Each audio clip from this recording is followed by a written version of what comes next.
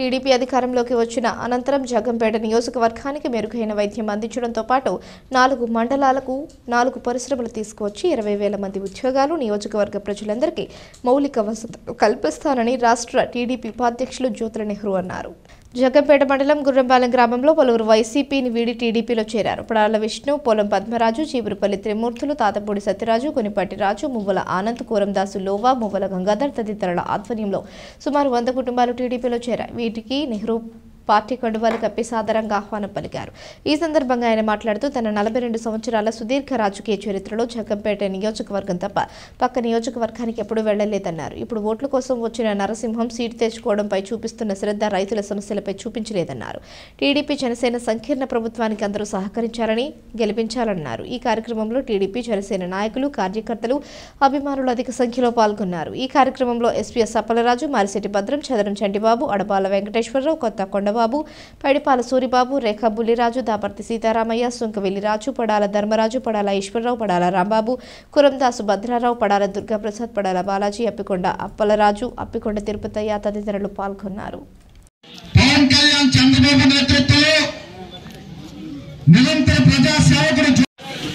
మరి ఇప్పుడు ఎంతో ఆప్యాయత అనురాగాలతో నన్ను ఆదరించేటటువంటి గ్రామంలో నెంబర్ 1 గ్రామం. అయితే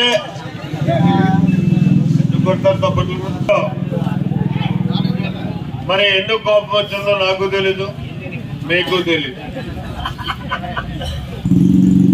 ఎందుకంటే కారణం లేదు. ఒకసారి చూడాలనుకున్నారు, చూపించారు. ఏం చూశారు అంటే శూన్యం కనపడుతుంది ఎదుర్కొంటా మనకి. ఈరోజు నాకైతే మరి అనుమానం, మీకు తిండి గింజలు ఉన్నాయో లేదో, కష్టపడి బతకాలు తప్పించి ఎక్కడా కూడా ఇలా కొడవలు వేసినటువంటి పరిస్థితి కనపడలేము మనం. దానికి కారణం ఈ రాష్ట్ర ప్రభుత్వం 16 సంవత్సరాల క్రితం ఏర్పాటు చేసుకున్నటువంటి ఒక స్కీము రిపేర్ లేదంటండి.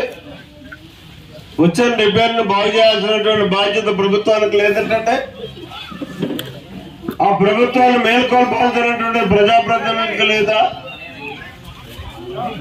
దురదృష్టం. వాళ్ళ స్వార్థమే తప్పించి ప్రజావసరాలకు అనుగుణంగా మనం ఆలోచన చేయాలి, పనులు చేయాలనేటువంటి వ్యక్తులు కాకపోవడమే ఈ రోజు తీవ్రంగా మనం నష్టపోయినటువంటి పరిస్థితి. ఇక మనం చేసిన దాని గురించి చెప్పుకోవడం కంటే చేయాల్సిన దాని గురించి చెప్పుకోవడం మంచిది. అది ప్రజానాయకుడి యొక్క లక్షణం.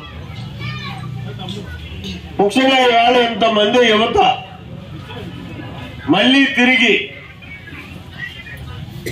మన దగ్గరికి వచ్చారు అంటే ఇది చాలా గర్వించదగ్గటువంటి విషయం. ఈరోజు